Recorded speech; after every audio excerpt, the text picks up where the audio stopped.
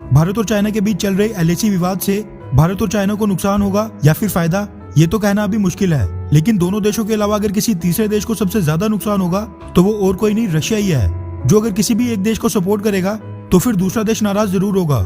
इसलिए गलवान घाटी की घटना के बाद से ही रशिया बैकएंड में दोनों देशों के बीच सुलह करवाने की भरपूर कोशिश कर रहा है। मगर ये बात भी सच है कि अगर आज की डेट में रशिया को भारत और चाइना में से किसी एक देश को चुनना होगा तो वो चाइना ही होगा और वो भारत को नहीं चुनेगा।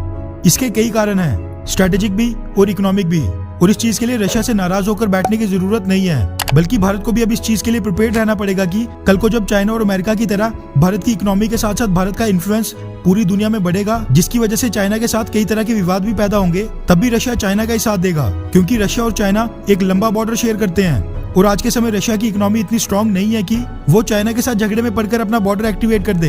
उल्टा रशिया को तो यूरोप में क्रीमिया से लेकर आर्कटिक ओशियन में हर जगह वेस्टर्न देशों के खिलाफ एक स्ट्रांग देश की जरूरत होगी, जो वेस्टर्न देशों के खिलाफ जाकर रशिया को सपोर्ट करेगा। और चाइना इसके लिए सबसे नेचुरल पार्टनर है, जहाँ पर कम्युनिस्ट रूल है। रशिया साउथ चाइना सी और इंडो पैसिफिक में चाइना को सपोर्ट करता है और बदले में क्रीमिया से लेकर आर्कटिक ओशियन में चाइना रशिया का साथ देता है। ये तो वैसे स्ट्रेटेजिक एंगल था। दूसरा सबसे बड़ा एंगल है इकोनॉमिक। अब क्योंकि ये चीज बिल्कुल क्लियर है कि अगले 8 से 10 सालों में चाइना की इकोनॉमी अमेरिका को क्रॉस करके नंबर 1 पर आ जाएगी। इसलिए जो इकोनॉमिक सपोर्ट पड़ोसी देश होने के नाते रशिया को चाइना से मिल सकता है, वो भारत से उसको कभी नहीं मिल पाएगा। और स्ट्रेटेजिकली भी भारत वेस्टर्न देशों के खिलाफ जाकर रशिया को हमेशा सपोर्ट नहीं कर सकता, वरना वो सभी देश चाइना के खिलाफ भारत का ही सपोर्ट नहीं करेंगे। मगर जैसे भारत अपने लिए रशिया, अमेरिका, यूरोप सभी ऑप्शंस खुले रख रहा है, ठीक वैसे ही अब रशिया भी वही स्ट्रेटेजी अपना रहा है।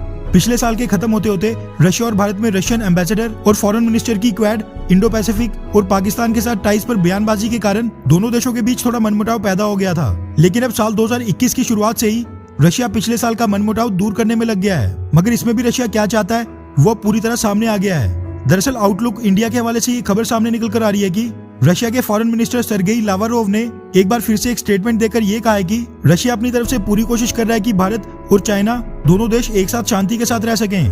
भारत के साथ टाइज पर तो उन्होंने बड़ा कुछ बोला, मगर इंडो पैसिफिक और क्वाड को लेकर उन्होंने कहा कि जब भी ऑस्ट्रेलियंस, जापानीज और अमेरिकन अपनी इंडो पैसिफिक स्ट्रेटेजी के बारे में बोलते हैं तो वो साफ कहते हैं कि ये साउथ चाइना सी में स्टेबिलिटी के लिए, चाइना को कंटेन करने के लिए जरूरी है, मतलब कि वो सब चाइना को घेरने के लिए है। इसी बारे में मैंने अपने दोस्त भारतीय विदेश मंत्री एस जयशंकर से भी बात की और वो भी इस बात से सहमत हैं कि कुछ देशों की इंडो पैसिफिक स्ट्रेटेजी से टकराव की स्थिति पैदा होगी।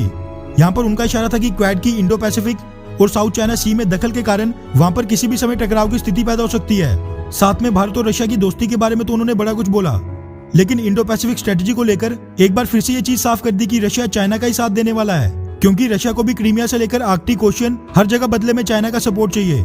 लेकिन अगर चाइना को भारत ने इंडो पैसिफिक में क्वाड और बाकी वेस्टर्न देशों के साथ मिलकर नहीं घेरा तो फिर वो स्ट्रिंग ऑफ पर्ल्स की तरह इंडियन ओशियन में भी भारत को घेर लेगा, जो कि भविष्य में भारत की सिक्योरिटी के लिए एक बड़ा खतरा बन सकता है। अब रशिया के साथ इतिहास और आज के रिलेशंस को देखकर भारत को एक सीख तो लेनी पड़ेगी, और वो है डिफेंस सेक्टर और हथियारों के मामले में आत्मनिर्भर बनना, ताकि ना रशिया ना अमेरिका नए वर्ल्ड ऑर्डर में भारत किसी भी देश पर निर्भर ना हो। वैसे इस नए वर्ल्ड ऑर्डर में आप कौन से देश के समर्थक हैं, अमेरिका या फिर रशिया? नीचे कमेंट करके अपनी राय जरूर बताएं। अच्छा सुनो, चैनल को सब्सक्राइब करो, उसके बाद घंटी बजा देना ताकि अगली वीडियो आपसे मिस ना हो पाए। Thank you.